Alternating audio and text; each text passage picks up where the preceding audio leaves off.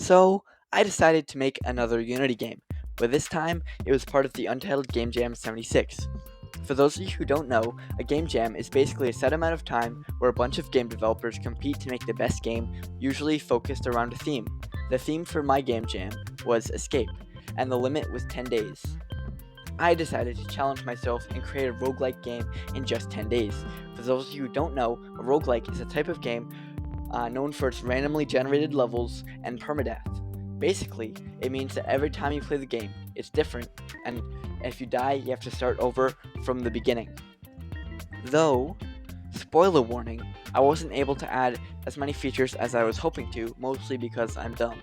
Now, I've never actually made a roguelike before, but I was really excited to try it. And how hard could it really be? I mean, right? Anyway, I started by creating a tile map for the levels, and then I added a top-down controller so the player could move around. I also added a top-down combat system where the player could attack the enemies using a sword. For the enemies, I made them out of sprite sheets I borrowed from the internet, and I made 3. The Angry Knight, the Angry Bat, and the Angry Stumpy Tree. As you can clearly tell, these bunch have a serious anger management issue. I thought the game was actually starting to take shape, but then I got my friend to play it and he was less generous. He said, quote, This piece of sheet game is completely representative of yourself. The controls are a shit, the sprites are a shit, and the combat is shit. Get over yourself and your game skills. After fixing some issues that my friend brought up in his constructive criticism, I wanted to add more mechanics that make the game really interesting. I decided to include a heart system where the player could take damage and collect hearts to stay alive. It also made it so that I could add a boss at the end of the game that you need to beat to escape the dungeon. Implementing all these mechanics was a lot of work, but I enjoyed the process. Just kidding, that's a lie. I hated it, and Unity animations make me want to rip my tongue out. I spent countless hours coding and testing different things, tweaking the game until it felt just right.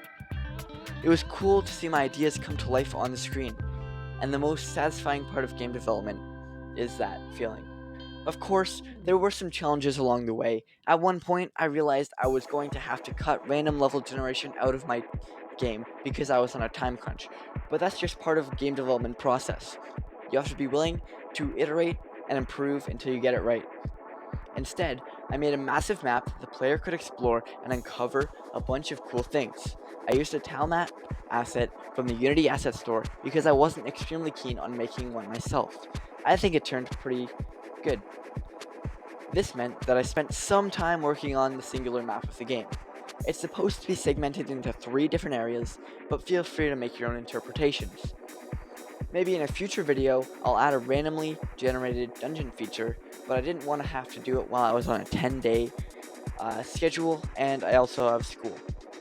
It did help that I'm a degenerate loser with endless amounts of free time to work on my game. That probably is what made it possible. Keep in mind that I'm still pretty new to Unity, so I was learning most things for the first time during the game making process. I submitted my game with about 6 hours to spare, but I had plans with my family for the end of the jam, so I couldn't use that time to work on the game. Overall, participating in this game jam was an experience for sure. I learned so much about game development, and I feel like I grew a lot as a developer. And who knows, maybe someday I'll add random level generation. But even if I don't, I'm glad that I accomplished basically nothing over the course of those 10 days. I can't wait to participate in more game jams in the future. Thanks for watching, everyone. There will be a link in the description if you would like to download my Disgrace of a game and try it for yourself. Thanks for watching. Bye.